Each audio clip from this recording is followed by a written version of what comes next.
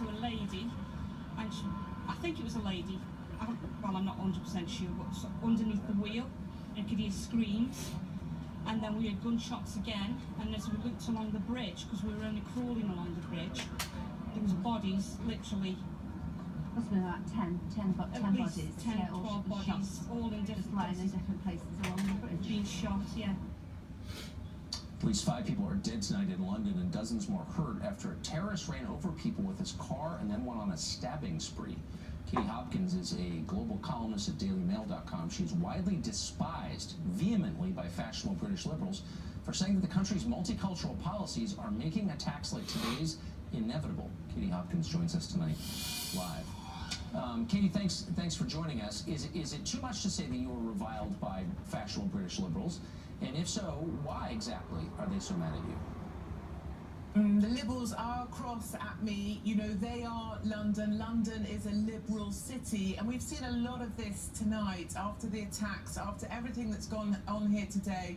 You know, coming from the rest of the UK, this foreign country, compared to London, people are sad. People I feel smaller as a result of the attacks today. I feel that we've been taken from. You know, we're a country that spends so much time tiptoeing around the cultures that choose to join us and not enough time defending the culture they've chosen to join. But because I say those things, I am widely hated for those views. And what I'm tired of hearing on the media everywhere at the moment here is, we will not be cowed by terror. We stand united. Because the big news is, that's the message in London. That is not the message here in the UK. Right. People are cowed by one particular religion, which is promoted by the Muslim mayor, Sadiq Khan, son of the bus driver. You know, that's his only credential. People are cowed. People are afraid, and people are not united. Great Britain is more disunited. It is absolutely divided more than any time in its past, and we are in fact a nation of ghettos. I think liberals here actually think multiculturalism means we all die together, and that's not a view I support. So, but you have attacked the idea of multiculturalism itself, as distinct from a multiracial society, but you've attacked the idea of a multicultural society as inherently unworkable. Am I mischaracterizing that?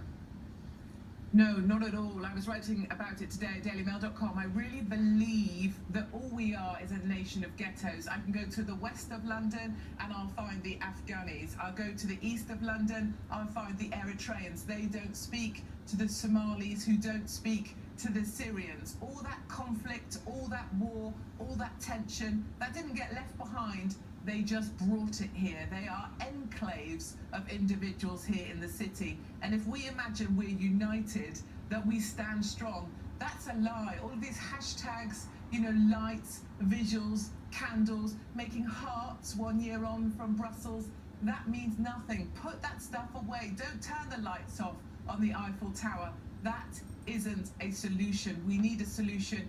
We need to protect this country. And for the views of many outside of this liberal city, we are losing the country we loved.